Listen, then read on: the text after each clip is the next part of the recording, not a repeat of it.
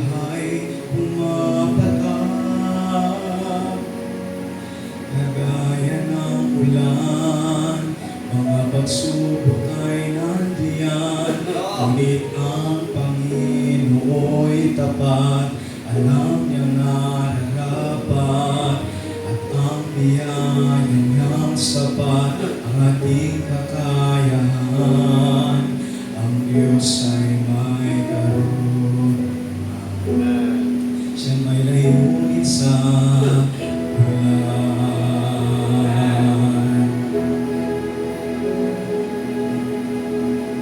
Bawat isang suliranin ay hindi lingid sa paningin ng Diyos natin. Maging sa kalungkutan o hirap, sa pangako'y humawak. At sa gitna nitong bagyo, isang tiyak na naririnig ng Diyos ang bawat iyak. Kagaya ng ulan, mga pagsubok ay nariyan, ngunit ang Panginoo'y tapat.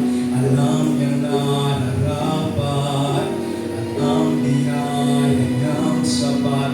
Ang ating kakayahan, ang Diyos ay may karunungan. Siya may layunin sa bulan. Kung may dilim man sa daan, may wagas at liwanag pagtapos ng